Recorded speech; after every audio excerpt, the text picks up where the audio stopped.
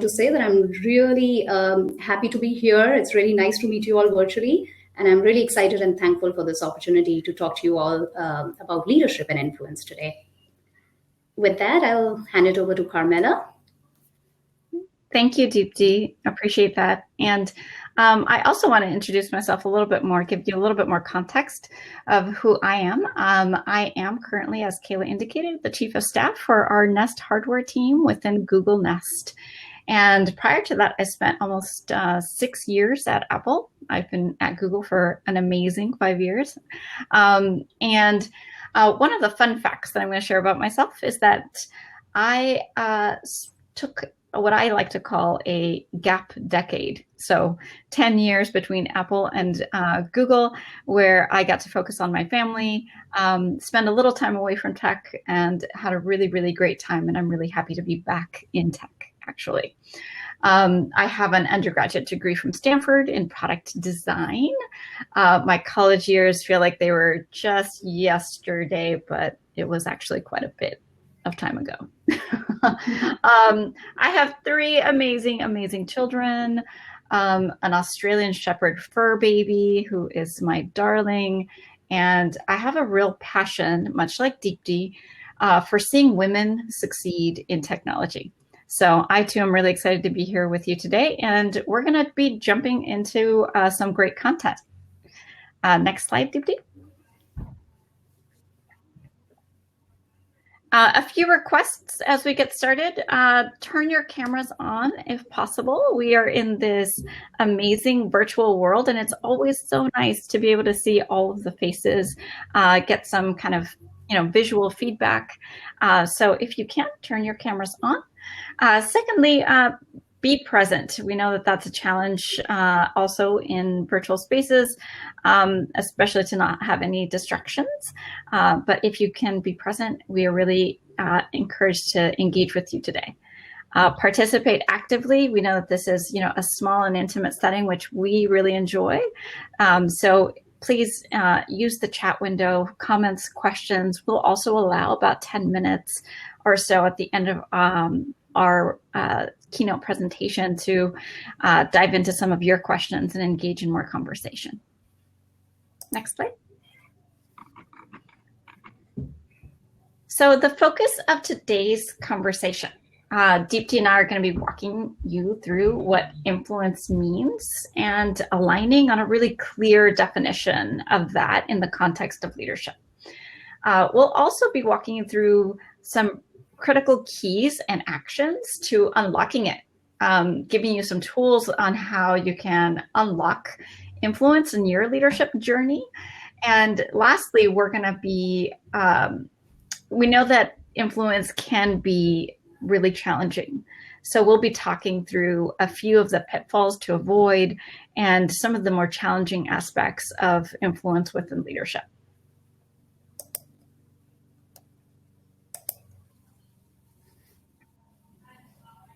Great. So as we define influence, let's dive into some terms and some common understanding. We start with leadership here. Leadership is about behaviors that inspire and influence others in pursuit of shared goals. And we start with this leadership definition because influence is such a central part of what good leaders do. In today's conversation, it's really about the key component to leadership, which is influence. Next slide.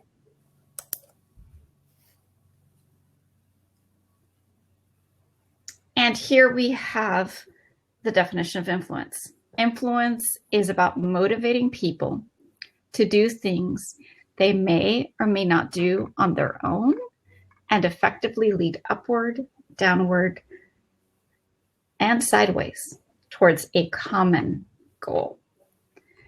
A few parts of this definition that I really want to highlight and emphasize for you are that, number one, influence is about motivating people. And we'll circle back on the central people aspect again and again. Number two is that there may be some resistance, things they may not want to do on their own that needs to be overcome. And number 3, it's also about multi-directional leadership. It isn't just about the hierarchy or a reporting structure. It's leadership and influence in every direction. And number 4 is that it does require a common goal or direction. So what are we influencing toward? So let's all center on this definition as we walk through the remainder of this conversation. And it's really important to note that we've all done it. And some of us have even done it in some amazingly cute red shoes, like this little girl. We've practiced influence in some way in both our personal and in our professional lives. We may have influenced friends, partners. Some of us have passionately fundraised for a worthy cause. And some of us are utilizing influence on a daily basis with our children or our fur babies. And we have to tap into influence in ways that we never thought possible. Today, we're going to focus on influence as a key component to leadership in the workplace. But it's great to recognize that we all have this influence muscle, and we can continue to stretch it and build on it and make it better. So next slide. And why does influence really matter? Why are we talking about it in the workplace?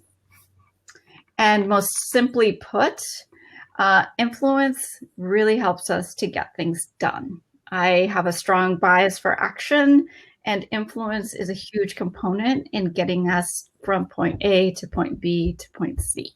It's a very effective tool. Secondly, influence also can really help increase and to multiply our impact in an organization.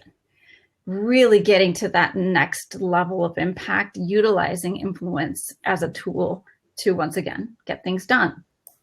And thirdly, it creates pathways to career growth and to opportunities. All of us are really looking for that next step in our career, and influence is a great tool to lean into to make that happen. And with that, I'm going to hand it over to Deepti, who's going to walk us through a few currencies on influence. Thank you, Carmela. So we just talked about, how important of a skill influence is for all of us, regardless of our profession, organization, roles, positions, etc. So now the question is, how do you build or hone this skill? So today we'll tell you about 4 different currencies that can help you do that. And the currencies are positional power, credibility and expertise, relationships, and inspire. So think about these currencies as your hard-earned money or tools that you can use to get people to support you, listen to you, work for you, and even believe in you. So I'm going to briefly introduce these currencies here, and then we'll deep dive into each of these in our subsequent slides. So let's start with positional power. So positional power, as the name suggests, relates to your position or role in the organization. Credibility and expertise is all about your reputation, and it's based on your relevant knowledge and skills and experience. You have credibility when people begin to call you an expert in the organization, or that go-to person for something. Relationships is all about connections and willingness to do something for someone, maybe out of affinity, likability, or trust. Quid pro quo is a very important part of relationships, and something that we will also discuss in detail in our slides later. And finally, inspire. So inspire is all about motivating and inspiring people to join you and support you in your vision, right? It's all about creating meaning behind people's work. Now, before I move on, I just want to make a quick note about these currencies. The way these currencies are ordered here has no bearing on the importance, weight, or the sequence of their use. As you can imagine, in real life, you will most likely find yourself using some combination of these currencies, depending on the dynamics of the situation. And let me take an example here. So let's say, you are a program manager for a large project involving many cross-functional teams. Now, consciously or unconsciously, you'll find yourself leveraging multiple of these currencies all at once. And let's see how, right? So let's say you're known to be this rock star of a program manager, who can really round up people and get things done. Now you will see that you will actually be using this strong credibility here to your advantage. For example, people will show up to your meetings, they will respect your agenda, they will really follow your lead, as you run that meeting. Simultaneously, you may also find yourself using relationships as your currency, let's say to, get timely and relevant data from the team to generate your reports for senior management. And finally, you may also use your positional power at the same time to maybe, influence senior management on your program's resourcing and budgeting decisions. So you can see here, how you can leverage multiple currencies at the same time in varying degrees, depending on the situation. So with that, let's deep dive into each of these currencies. So let's start with positional power. Now, most of us, when we hear the term positional power, think about power that comes from the hierarchy in the organization. For example, a VP in a typical organization will probably have more positional power than a director, who probably has more positional power than a manager, right? So yes, so while hierarchy is definitely one of the ways in which positional power is granted, it is important to note that it is not the only way. There are other factors like the centrality and autonomy of your role that also contributes towards positional power. And I'll give you an example here from my Apple days. The industrial design team at Apple is very central to the hardware org. Many of the key product decisions are made there, and then they are percolated down to the rest of the org. So people in the industrial design org, regardless of their title, end up enjoying a higher positional power than some of their counterparts, given the centrality and autonomy of their group. So the point that I want to make here is that you should reflect and understand how much discretion and centrality you have in your role. And this is so that you can just leverage it appropriately when the opportunity and the timing is right. Now, the other common belief is that positional power is the main source of power that you have when it comes to influencing people. Now, the reality is, and you will all probably agree with me, that in today's day and age, leadership is more about collaboration, empowerment, and trust, more than authority and power. If you look around, most successful leaders today rely less on their authority and more on other tools to influence people. And what are those other tools? So those other tools are the currencies that we spoke about earlier: credibility and expertise, relationships, and inspire. The other important point here is that positional power is mostly conferred to you, right? And it's hard to change. So what we will be doing today is focusing on the other three currencies and focusing on how to unlock those currencies. So let's first talk about credibility and expertise. Now, the key to unlocking credibility and expertise is building your personal brand. Now, we all know and understand how important brand is, right? After all, our brand, and our reputation is what precedes us. So how do you build your personal brand? First, you need to cultivate self-awareness. Now, an important aspect of self-awareness is to understand your own strengths, weaknesses, and your values and passion.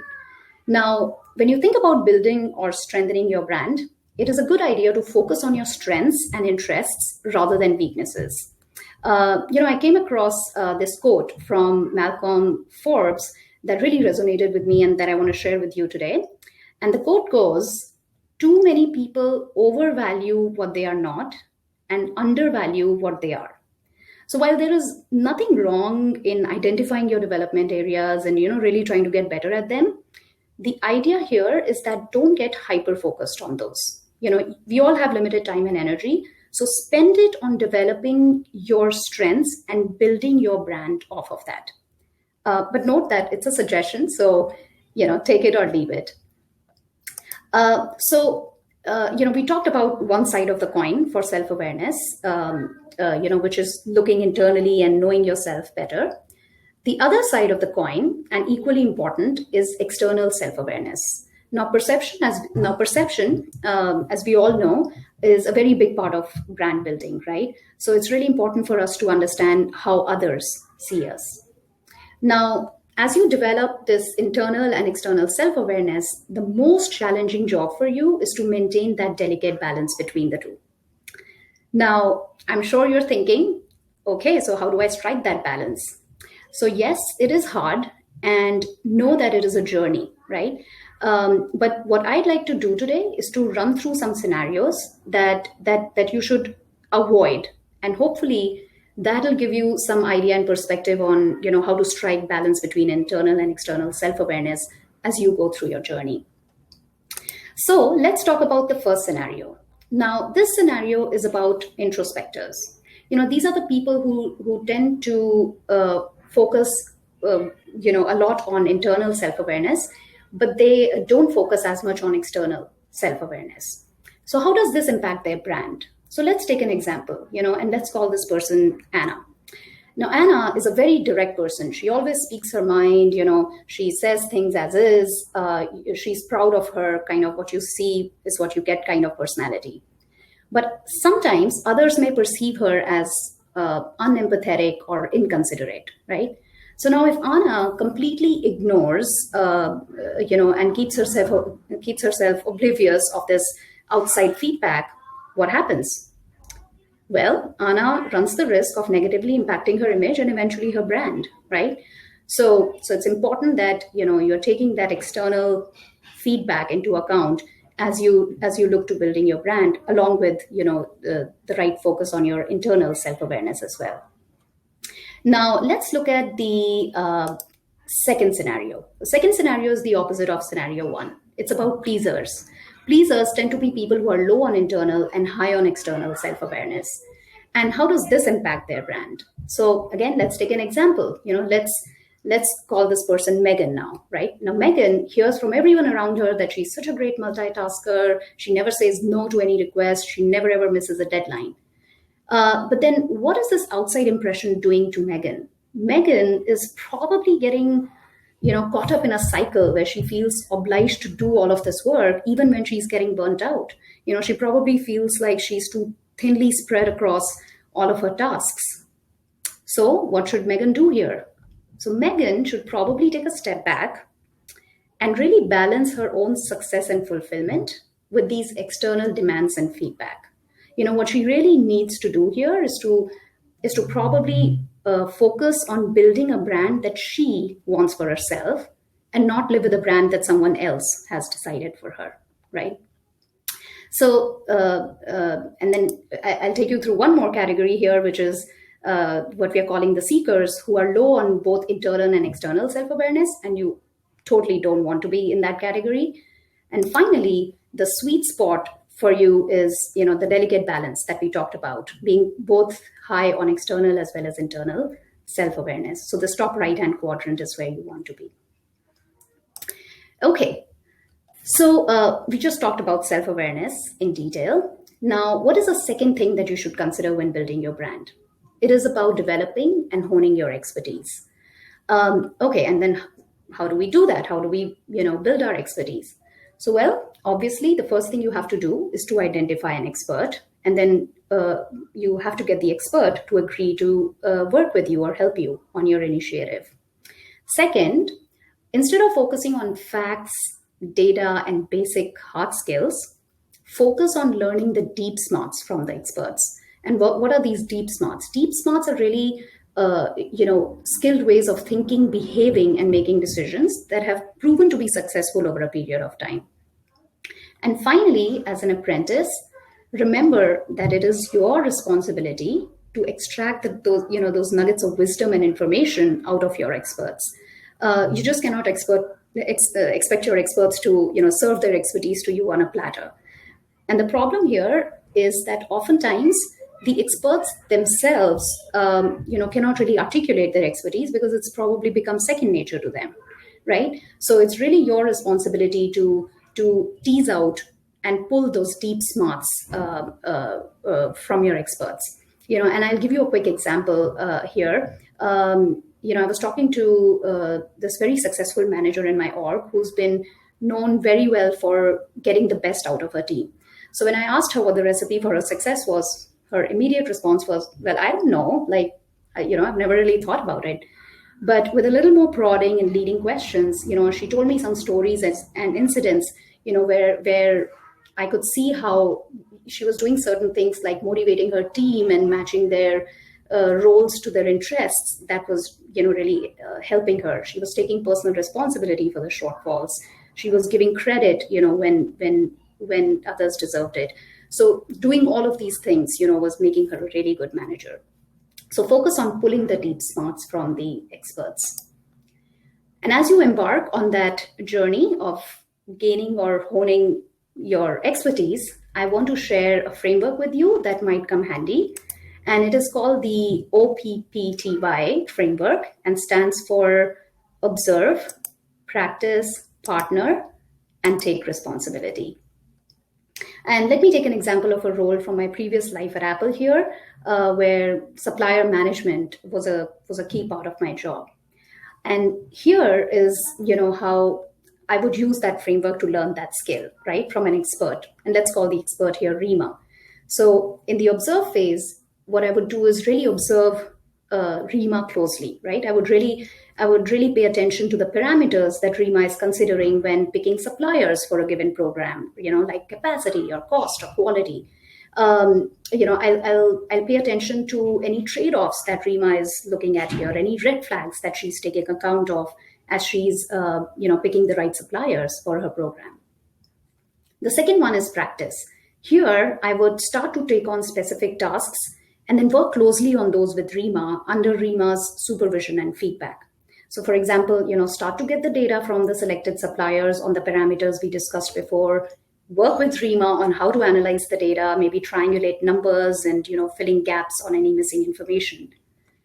Then the third thing is partnering. Now here, I would start to partner with Rima actively on joint problem solving. I'll probably visit some suppliers' factories with Rima and, prepare a supplier selection report at the end of my visit. And finally, take responsibility. So now when I feel ready, I should be taking a significant part of Rima's role, of course, still with her guidance and direction, and, maybe start to manage the account for one of the key suppliers. So hopefully this example gave you some idea of, what this framework is, and hopefully you can use it for growing your own expertise. And, and with that, we'll move on to the next one. So we've talked about self-awareness, we talked about expertise. And now the third and the final thing that I want to talk about as far as building a personal brand is concerned is self-advocacy. Now, I know a lot of people, especially women, find self-advocacy, really uncomfortable and self-conceited and, sometimes even a waste of their time and energy. Now, I know I've been in those people's shoes sometimes. Now, over the course of my career, I've learned certain things about, self-advocacy that I would like to share with you today, and also probably bust some myths about self-advocacy. So the first one here is, if I work hard, people will notice it over time. Why publicize? Does it sound familiar to you all? Like, I know I've definitely had these thoughts many times. So the problem, with this one is that people, it's important to understand that, people are very busy and they often don't have the time, inclination, or the mental bandwidth to really fully understand your work, right? For example, let's say you make a job shift from being an HR leader to a sales leader. Don't assume that people will automatically know your motivation and reasoning behind the change, right? In fact, sometimes, with their biases and incorrect information, they may actually end up making some incorrect assumptions. People might think about your shift as completely random, or probably maybe something you did because you were bored, or, maybe because things were not clicking for you in your previous role. So what's important is, to take control of your narrative, right?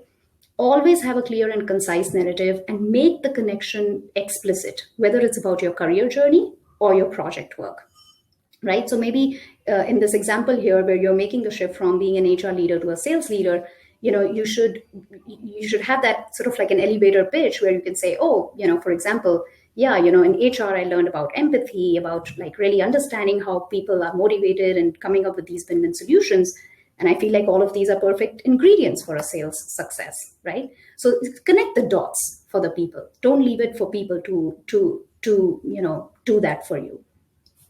The second one is, we often feel like self advocacy is bragging, right? Now, I would argue that it is not bragging, but it's actually about creating a win-win. It's about making people aware of your talents and skills and knowledge, and allowing them to leverage your skills in the process, and at the same time give you the recognition and appreciation that you deserve. And third, again, I've experienced this myself, heard many people or seen many people feel this way. They feel that if they that self advocacy often comes across as egotistical, and really turns off people. So, well, I can share some tips from my own experience and observations in terms of how to get around this fear. So first, use stories as much as possible to describe your work and talents. Research shows that when listeners are exposed to stories, many sections of their brains light up. So instead of saying, I'm really great at negotiating deals, maybe a better idea would be to, share a compelling story of how you closed a very important strategic deal with a very tough supplier, and the kind of impact that it generated on your company, right?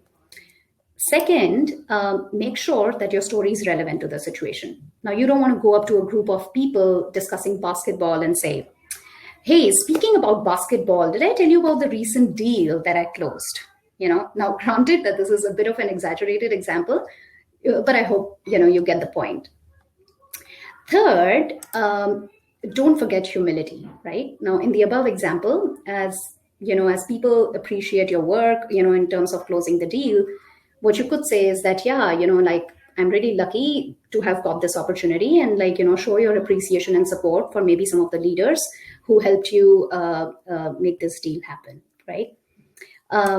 Now, fourth, focus on facts. So, rather than saying, hey, I am the social media expert, maybe you can say things like, I've done this extensive blogging, I have X number of followers on Twitter, and really let the facts speak for yourself, and maybe give other people a chance to christen you as an expert, right? And then, fifth, share your content and knowledge widely. Let your great work speak for it, but you have to share it with as many people as possible. Think lunch and learn sessions, trainings, newsletters, whatever it might be, right? And then finally, there is, I'm sorry. Yeah, and finally, there is no getting around practice. You have to put deliberate, practice into this, and start, by speaking in low stake situations. Maybe speaking more in your team meetings, maybe even taking Toastmaster classes, right, to improve your improv skills and so on. So anyway, these are some tips that hopefully you will find useful as you embark maybe on your journey, or strengthen your skill of self advocacy. And next, I have some food for thought for you. Here are some questions that maybe you can take a deeper look at after the training and really reflect on those. So as you think about self-awareness, so we talked about three things, right? Under building your brand: self-awareness, growing your expertise, and self-advocacy. So here are some questions that maybe you can think about as you dive deeper into these areas. What are your personal and professional strengths? How would your peers describe your strengths, right? And talking about your expertise, what skills do you need to learn, and how can your skill help others? And then finally, for self-advocacy, think about your story, right? And again, develop that narrative, whether it is for your career journey or maybe that important initiative that you're working on. So, I just want to pause here for a moment. Done a lot of talking, and just give you a few seconds to take a look at these questions.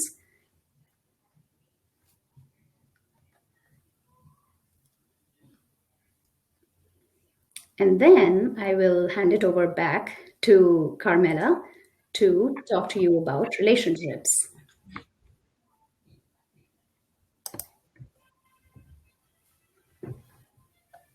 And thank you so much, Deepti. You shared so many great nuggets of wisdom in that currency of credibility and expertise and how to unlock our personal brands. We still have 2 additional currencies to walk through, so I hope that you're still excited to get to know how to unlock those. And the next one is relationships. Cultivating your authentic connections, all about relationships. Next slide. And cultivating those authentic connections is really about building relationships and community.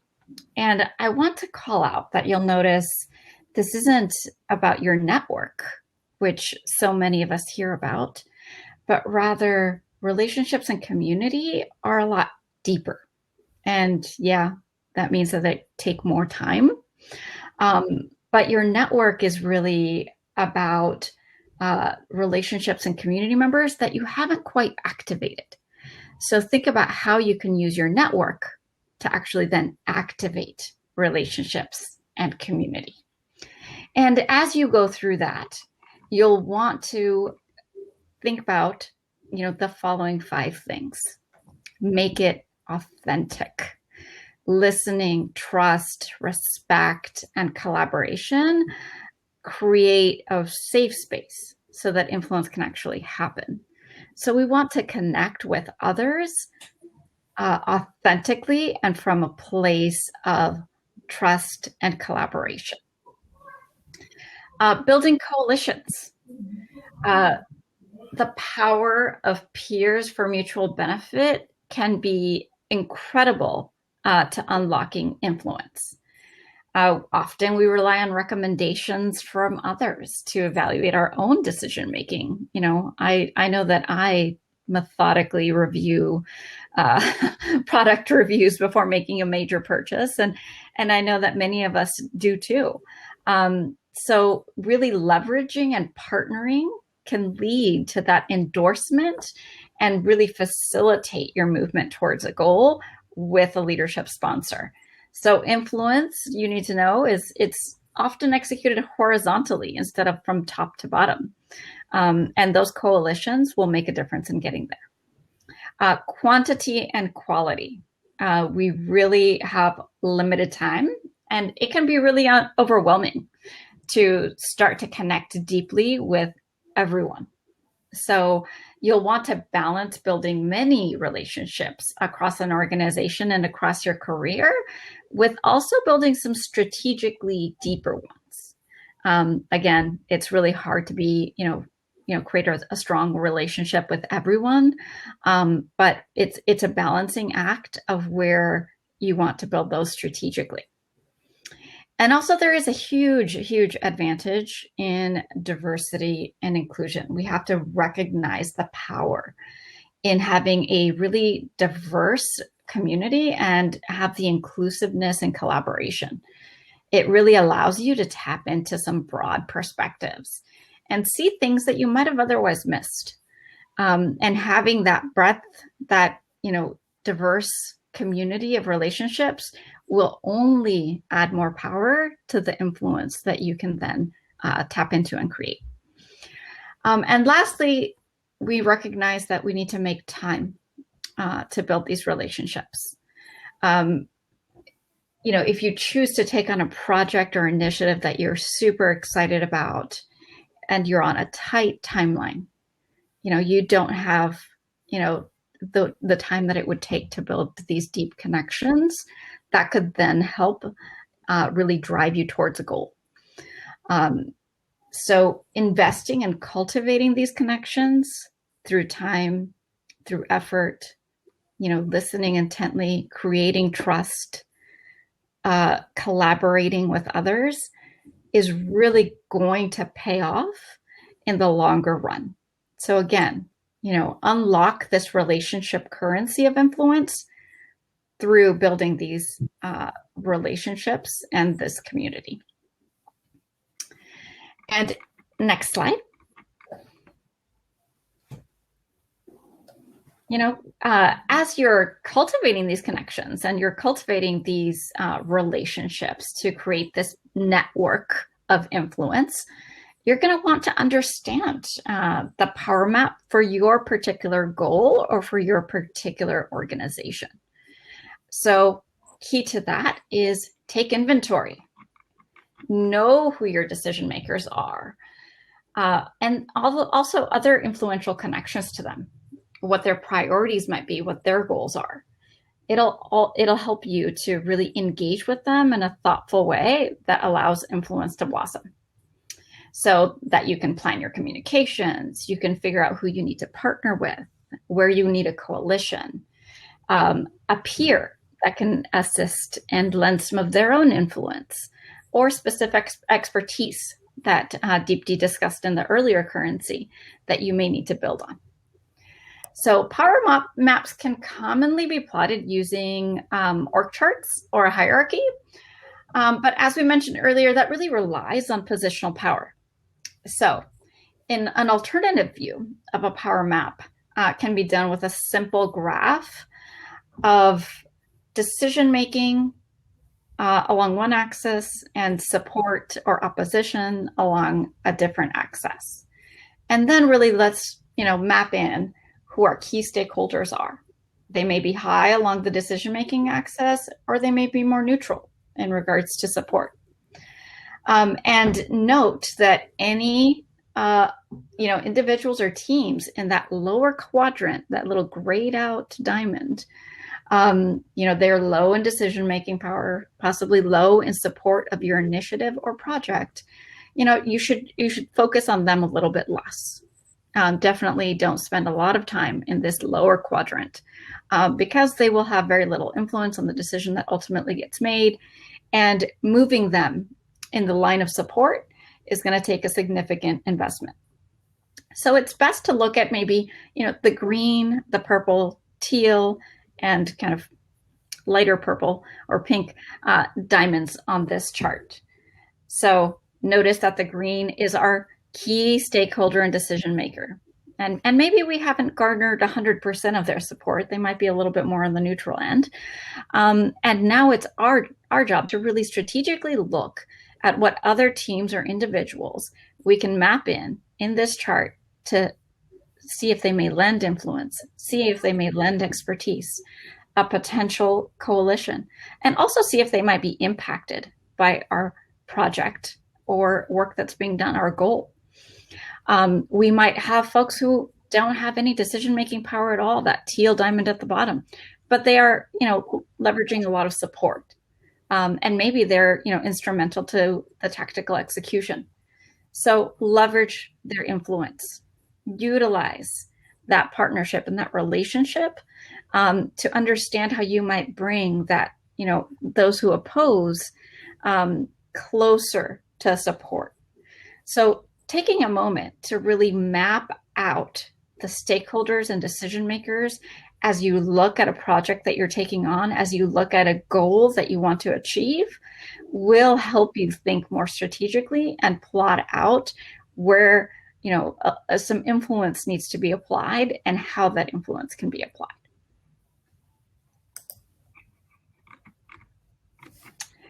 Which brings us to our next unlocking of the relationship currency and building strong relationships. And it is the law of reciprocity. The law of reciprocity is foundational to relationship and influence because its premise is that one good deed deserves another. In other words, if someone does something nice for you, honestly, you will have a deep-rooted psychological urge to do something nice in return.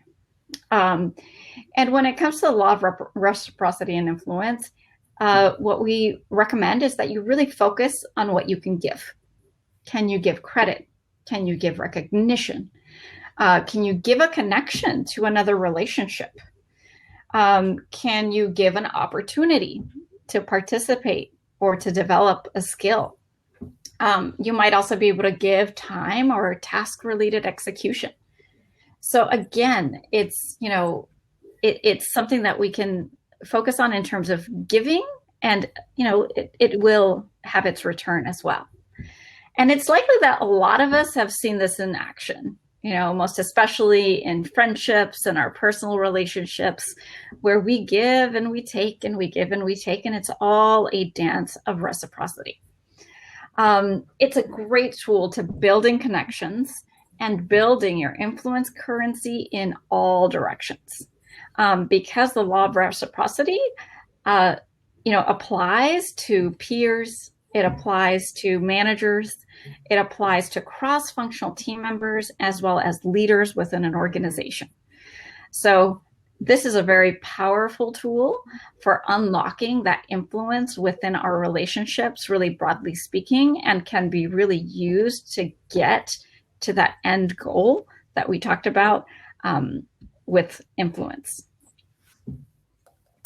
And as we wrap up this relationship currency, I want to give you a series of questions for reflection. Again, much like the last currency, I want to give you some food for thought on how you might best tap into this currency and put it in action in your own career. So after this session, I'd recommend that you take a few minutes to think through, who are your career champions? Who are your mentors and connectors and sages? Who has the power in your organization to make things happen? But then also, who will sing your praises and be your career champion? This is really important, is also think about the support that you, in turn, that law of reciprocity, that you, in turn, are providing to your connections as well. So connections are all about being authentic, taking the time to build relationships, and can be strategically organized through a power map so that you know what direction to go in and who to tap into. And also connections and relationships and this currency is more about what you give than what you take. So next slide.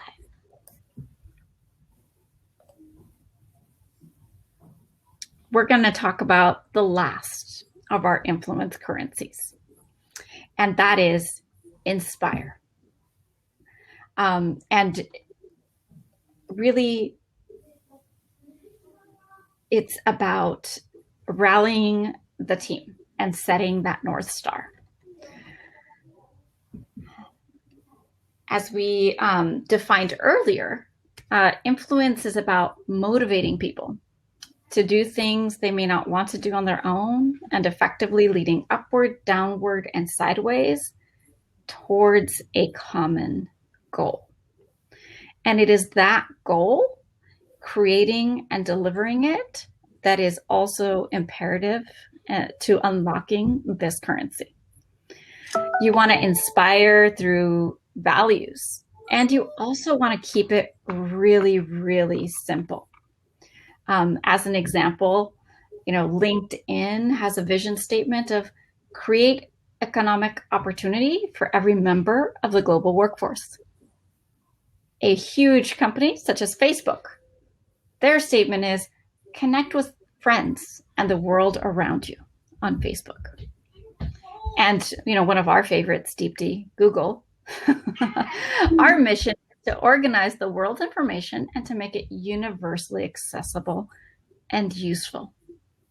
What these three, big companies have done really well is that they have tapped into their values. They've kept it very simple and digestible and delivered a compelling goal. And you might be thinking, well, Carmela, that's great advice, but I'm not Facebook and I'm not LinkedIn and I'm not Google. So how about me in my career as I'm trying to forge my path forward and succeed? The concept still applies. Whenever you're reaching out for a goal, as simple as it may be, implementing a new process, introducing a new tool, initiating a new market opportunity.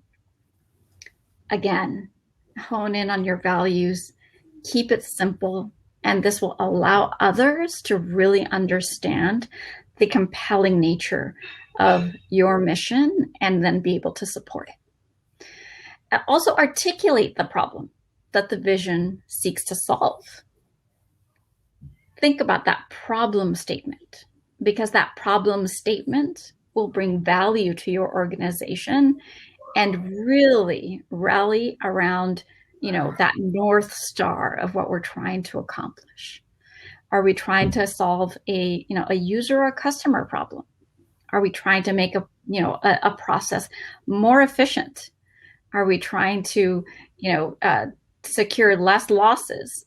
So, are really making sure that people understand, the pain or the problem will help them be able to understand the compellingness of your goal.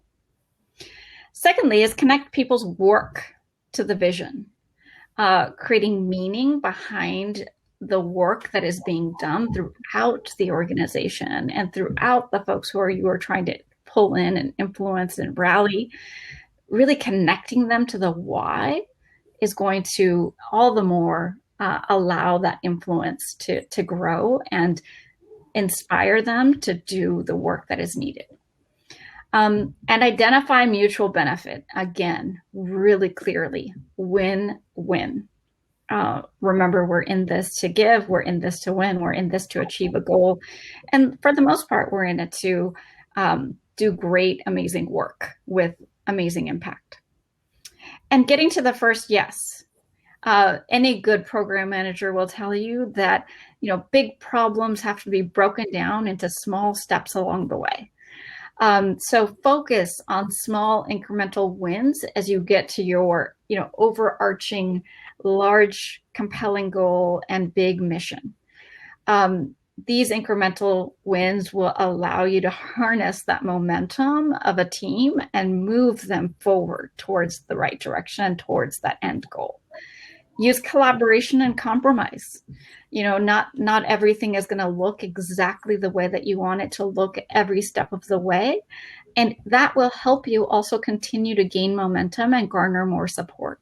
There might be a small team member, across the way who likes your initiative for a process to be improved, but wants, a specific part of that process to support their work as well. That's a great opportunity to partner, to collaborate, and to compromise on your initial vision, but still get to that end point. So keeping all of these things in mind will really help to unlock this inspire currency and allow you to, again, get things done, have bigger impact, and grow that career path journey that you're looking for. And with that, I want to also give you a tool for reflection. And this is something that has been used for kind of root cause analysis on problem statements, but can also be used for defining your goal or vision. And the tool and the framework is the 5 whys. When looking at any goal, vision, or even a problem, you can define your goal and then ask 5 subsequent whys to really clarify and hone in on kind of the root cause of your motivation and the root cause of what you're trying to work towards. I have an example that I've dropped in here. Create a women's support group. Now, well, why do you want to do this? So that we may share unique challenges and connect and learn. Well, but why? Well, to lift each other up. And the 3rd why, also, well, to promote career growth and well-being. Why that? Well, because then that, will increase retention and promotions if we promote career growth and well-being. And why does that matter? Well, because then we'll advance DEI goals of our organization. So really walking through the 5 whys will allow you to refine and focus in on, the root cause that can, again, lead you to a really simple vision, and goal that can be broadly shared and used to inspire and unlock influence. And with that, I'm going to hand it over to Deepti one more time to talk us through a few influence pitfalls that we are all very much looking forward to avoiding. Thank you, Carmela. So hopefully, you found these currencies specifically around credibility and expertise, cultivating connections, building relationships, as well as inspire, helpful. And hopefully you can use these currencies or be more aware, at least, of these currencies, and then develop these currencies and use them more and more, as you go forward in your leadership journey. Now, as Carmela mentioned, yes, there are some pitfalls that, we all should watch out for and avoid. So let's take a look at some of those, right? Now, as you build your brand, right, we talked about credibility and expertise earlier, and how, one of the ways of building credibility and expertise was building your brand. So as you go forward in building or strengthening your brand, one thing that you should watch out for is the authenticity trap. Now, you will all probably agree that authenticity is at the heart of every brand, right? But sometimes I feel, especially us women, we get stuck in some version of the authenticity trap, right? So what is authenticity trap, by the way? See, authenticity trap is when we tend to hold on to very rigid definitions of our singular self, right? When we don't permit ourselves to develop other potential identities that might be important for our career and personal growth. For example, our sales leader, let's call her Isabel, never allowed herself to ask for help. Because she felt that would run counter to her core values of independence, autonomy, and strength.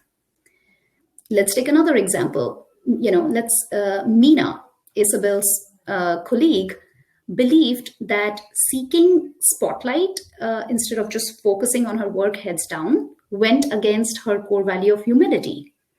So it's important to recognize, the difference between authenticity and rigidity here, right? So remember, authenticity, is an evolving concept, right? You want it to help you progress in your career and not become a stumbling block for you, right? As you progress. So think about authenticity as an evolving concept, in terms of your capacity to learn, in terms of your fast prototyping of yourself, right? I like the term someone used to describe this concept, and they use the term the authentic chameleons. So it's all about creating that mosaic of options for yourself that are unique to you and that help you grow, that help you get past your stumbling blocks. So if there's one thing you take away from this slide, remember, never to confuse authenticity with rigidity, right? You want to consider this as an evolving concept. And Carmela, talked about relationships and building connections and the importance of that. But as you cultivate connections, what you should watch out for is not getting too much into your comfort zone, right? You learn and grow the most and produce the most optimal outcomes when there is diversity of thought. So, inviting perspectives from people who are different from you will really help you see around the corners. It'll really, help you come up with interesting ideas, maybe things that you never considered before, and help you, see around your blind spots, right? So make sure that as you're building these connections and networks, you are bringing in diversity in those, and you're not turning those into echo chambers. And then we talked about the North Star, right? So again, as you set the North Star and as you go out there and, motivate people to join you in your mission, one thing that you should be careful of is that you're not missing the story, and you're not missing that connection, with people's heart, right? And as you sell that vision to your team, one thing that maybe you should remember and take away from this is that people connect with their hearts, not with their minds, right? So be real, share your feelings, and tell a story, to that audience that you're trying to convince, so that it strikes a chord with them, right? And I'd love to give you an example here. As I mentioned, I work for Google Nest Hardware, and they recently, had their all hands meeting where the leaders were discussing the sales and financial performance of some of our recently launched hardware products. And they talked about the success of one of the products that me and my team had worked very closely on. It's called the Nest Hub display. And for those of you who don't know, it's a display product with a Google Assistant, that lets you play songs, get recipes, videos on YouTube, talk to your friends and family, and much more. Anyway, the point is that, as I came out of that all hands meeting, I felt even more proud working for Google Nest. And you know what stuck with me the most? It was not the sales number and the beautiful financial metrics, that the leaders shared, but the stories of how this product had actually helped thousands of older adults in this time of lockdown and social distancing to connect with their loved ones. So that was the thing that I took away from that meeting. And that's what stuck with me. That's what struck a chord with me. So remember, connection, empathy, and storytelling is very important when you're selling a vision. And with that, I just, as closing remarks, I'd like to say that there is, no really single recipe for leadership and influence. It really comes in all shapes and forms. What Carmela and I have attempted to do here is to provide you some ingredients. But really, what you do with these ingredients, is completely up to you. And, it's completely up to you how you shape your leadership journey. And with that, I'll invite Carmela to give her closing thoughts here as well. Yeah, thank you, Deepti. And thank you also for sharing those pitfalls. I think it's really important for us to know that, no journey is without some challenges. And yes, definitely feel the common ingredients in different recipes. And I think that the most important thing is to understand that you can lean into the different currencies and ways to unlock those at different times on different projects. There is no one right way, and there is no one size fits all. So do what works best for you, recognizing that there is some great tips that Deepti shared, and that some of the other currencies that we reviewed today can help you with, but then create your own wonderful cake, pie, cookie, whatever it is that you feel is best. And with that, I think we're going to go into, if we have a few minutes, I know, Kayla, that we're probably a little mildly over time, but willing to take like one or two questions and or comments of feedback. So opening it up to attendees.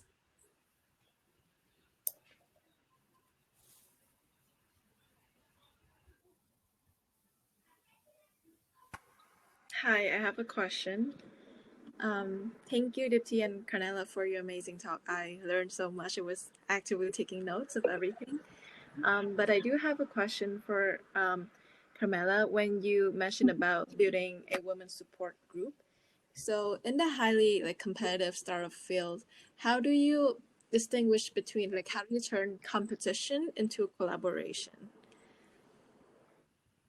That is a really, really great question. And, even, not in startups, but even in larger organizations, I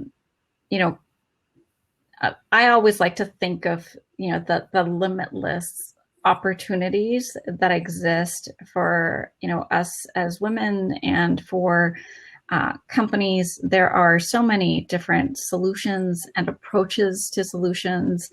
And I think that really recognizing that, there is opportunity for everyone is really key to turning competition on its head and making sure that everybody feels safe to collaborate. So I think really approaching it from a perspective of, there's opportunity for everyone, and everyone's perspective and contributions are really valued, and creating that safe space can really make, collaboration possible at new levels. Deepti, anything that you want to add to that? Sure. Thank you for your question. Plus one to everything that Carmela said. And there's one thing I'd like to add here is that I mentioned a point in my presentation about how the leaders in today's day and age are all focused on collaboration and interdependence. Why? Because it's important that we all recognize that we cannot be successful if we are working on our own and always focusing on competing with others. We have to collaborate. We have to put our great thoughts and minds together to get the best outcomes, not only for the company, not only for your overall org, but personally for yourself as well, right? And yes, it comes with experience, and you learn about these things throughout your career. But I also feel like sometimes the culture of your organization plays a role in promoting that. But yeah, absolutely, at the individual level, I think that's the mindset that we all should have. In order to be successful at an individual level or at the company level, we have to collaborate, right? Thank you, Dipti and Carmela, for. I do have a follow-up question if time allows. So in my situation, I have a clothing brand that have diversity initiative in Fredericton, New Brunswick, which is a town which not a lot of diversity initiative going on, especially in business. So when I reached out to other brands to strike my proposal for collaboration on diversity, I received many rejections, which I understand that maybe because it is an innovative idea that can intimidate like the security of other businesses. So it was kind of hard for me to solve the problem of like collaboration between businesses. But now that I've learned that from like the techniques that you proposed, I have like a different approach to it. Thank you. That is so great to hear. And you know what?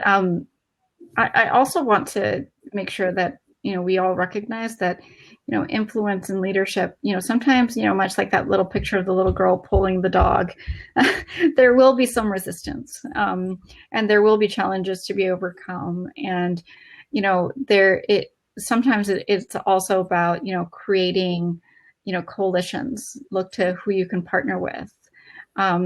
Look how somebody else who can lend some influence. Utilizing the currencies that you have is really important. And then on some situations, it's also about persistence and continuing to knock on that door. So thank you for sharing.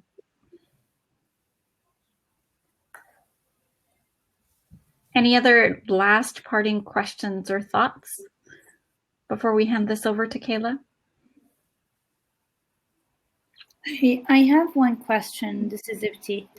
You mentioned before you started the presentation that you took 10 years off between your two jobs. How was it to get another job after 10 years, and what was the impact on you for searching a new job and after all this break? Someday I could probably do like a whole presentation on that topic alone, because there have been many people who've asked in regards to how that works, because they too are interested in taking 10 years off. I have to say that I took 10 years off for personal reasons. I had children and wanted to have more children, and ended up with 3 lovely children. And it was, number one, a great way for me to spend my time. I did take 10 years off, and during that time, I was not only caring for my children, but I also started my own small business, learned a lot. but the key to actually coming back into tech was maintaining relationships that I had made while I was in tech during the first phase of my career.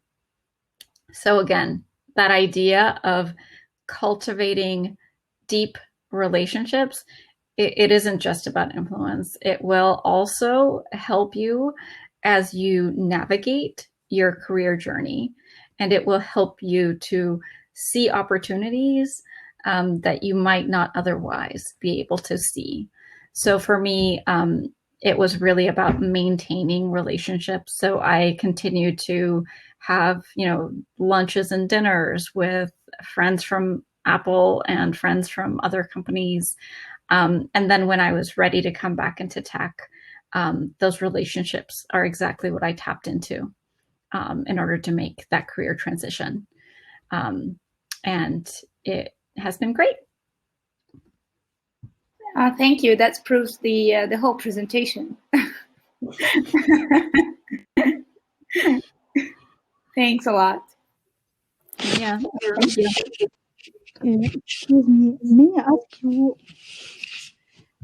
ask you about the same situation? I'm new immigrant, and it's difficult to me to get along with my colleagues in the job. When I had the job, you mentioned that you need deep relations. I don't have deep relations. My deep relations in my country, but here I'm just trying to make some relations, and it's very difficult to make these deep relations. What's your advice for me? Yeah, I think, and I think that that's a great question. And I actually expected that question from a few other folks, because some of us are introverted and aren't interested in making a lot of deep relationships. And some of us have other, whether it's location differences, we have, at Google, we have a global team that we work with. And so there might be other barriers to relationship building we have to overcome. And when I talk about relationships, the building of community, the law of reciprocity, and really looking at things strategically, is that I would encourage you to think about who are the most important people as you're looking towards one specific goal. Who are the most important influencers that might require a relationship? So start small, and maybe only think about one or two other people that you want to connect with. And then it's about reaching out and making it personal, setting up a one-on-one. I find that authentically asking for advice is a great way to start a conversation. So I might, if I don't know Dee, but I know that her expertise in cost modeling and cost projections are critical to my project. I might call on Deepti and say, hey, Deepti, I really had some questions about this, and I know that, you are the expert on this subject. Would you mind if I grabbed about 15 minutes of your time and just asked you a few questions? So then I'm reaching out to Deepti. I've complimented her skill set, and now I am asking for some expertise, which opens the door to a conversation. So think strategically, start small, but authentically reach out. And then, of course, there is also opportunity in building connections through personal interests. One of the things that I love about Google is that there are opportunities to participate in groups across every spectrum. There are groups for people who love Nerf guns and manga. And then there are groups for people who are parents. There are groups for people who are parents of teenagers. There are groups for, and becoming an active participant in some of those, more personal areas can also lead to career connections that you can leverage later. Thank you so much. Thank you so much. Yeah, and if I may just add to what Carmela said, I mean, really great, lovely points. To the point of making connections. Yes, you need to actively work towards making connections in your current setting in your organization. But as you do that, also think about some of your what I like to call dormant ties. some of your previous relationships that you may want to rekindle or rejuvenate. These could be people from your previous company, people that you may have met at a conference and may have connected with. And, now you've kind of lost touch with them, but you may want to, rekindle that relationship. And also, Carmela mentioned about thinking strategically. Again, we all have limited time, right? And energy. So a good exercise to do there is to, actually write down a list of all of your contacts, maybe your 10 contacts, and rate them based on your dependency on those contacts, right? How much are you dependent on those contacts for your work, day-to-day work, for your emotional support, for your career advice, right? And then, prioritize your effort in honing in and building connections with the top 2 or 3, right?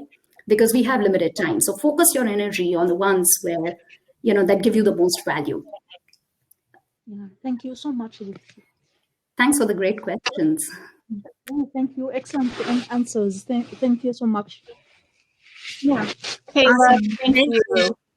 Of course. Thank you guys so much. It was amazing. And I'm going to ask for everyone on the count of 3 to unmute and give a big round of applause for Carmela and Dipti. Are you ready? 3, 2, 1.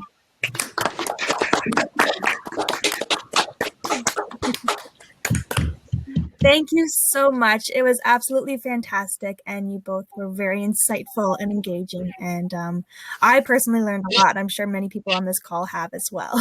So thank you for joining us. Thank you so much, everyone. Thank you, Kola. Thank you to the organizers, and thank you to the audience for this opportunity. I have to say, I learned just as much, if not more,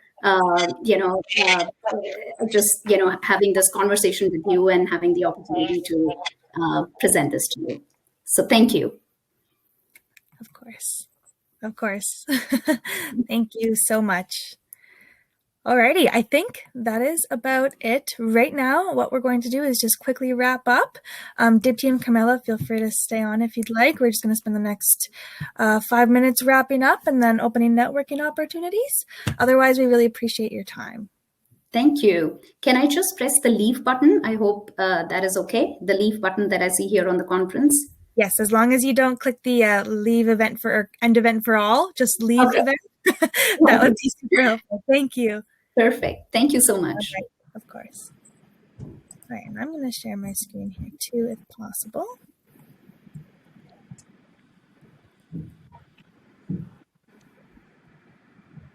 One quick second, everyone. Alrighty. So, just a few final words before I set everyone free to network and communicate. We did it. This was a big day. Thank you, everybody, for coming. We really appreciate it. Anyone want to, before we dive into things, unmute themselves and say a couple words if you have anything that you'd wanted to share or discussion topics before we move on? You don't have to.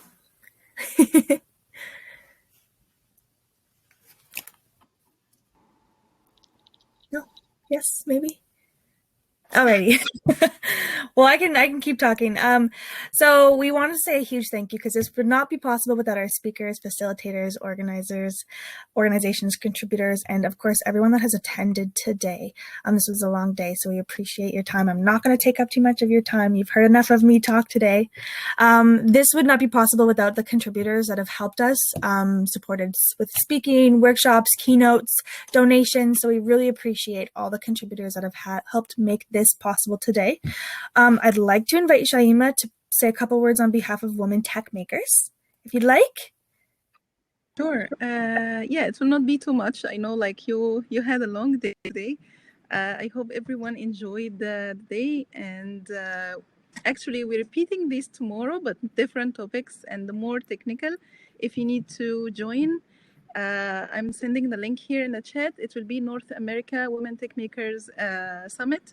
And I'm one of the organizers as well. So we'll meet you there. It will be on YouTube stream. So it will not be too much interactive like this. We had this today for Atlantic Canada, but tomorrow and after tomorrow will be North America. And yeah, like as the questions asked, I came here as a new immigrant and I didn't know anybody. Like I was living in Toronto before and I didn't know anybody. So like I get connections and networking by women tech makers and GDG. So I knew people now in USA, all the states in USA. I know many people in Canada, in many provinces. So this was like my door to connections and to networking, to meet people in my field, in the same field I'm interested to work on. So I feel a bit safe now. Okay, like if I lost my job now, what I should do? Like my feeling before, it was different. Like I don't know anybody. I was new immigrant. I came from Egypt like 4 years ago. All my connections like dead, or like it's not really too much beneficial. So this one of the programs that multinational companies doing, like Google, they are doing these communities, and you can find these communities all over, the places. All the companies, big companies like Microsoft doing the same, something like Apple doing the same, but different activities. So yeah, try to be engaged with these activities, and we glad you were here today and you enjoyed the event. Thank you so much, Shaima. Yes, make sure to follow Women Tech Makers on Facebook or Instagram, to connect with them on Twitter as well, so you can learn more about Women Tech Maker events in Atlantic Canada. I know the New Brunswick group, Shaima's amazing. And we will not do anything without Arcacia. Like they help us a lot as an event planning. I don't have too much experience in event planning, so I'm getting from Kyla. So thank you so much. It was fun. This is what we do. So I mean, if our little plug, if anyone wants any more events, if you enjoyed your day today, Arcacia, we do host multiple events, from entertainment to educational. So please check out our Facebook page at Arcacia. Activities coming your way, virtual or in person, safely in person, nothing against COVID restrictions. Thank you guys. Thank you so much. For sure. So I just wanted to go back through the speakers quickly. We did listen to Svetlana this morning, who was fantastic on breaking the glass ceiling. We got to hear from Selena Jackson, who talked about the transition from individual contributor to manager. We just recently heard from Deepti and Carmela, which was a fantastic and engaging keynote as well. Caitlin delivered an amazing workshop on reframing your narrative. We had a fantastic 3-tier workshop from Rose, Tanya, and Terry Ann, which I hope you all enjoyed your experiences with them as well. And of course, our 2 panels, Courage to Create Your Own Opportunities, Women in Tech and Women in Entrepreneurship. We really learned a lot about these fantastic women, all in support of women in business, in STEM, in arts, in everything, women development, professional development. Thank you guys so much.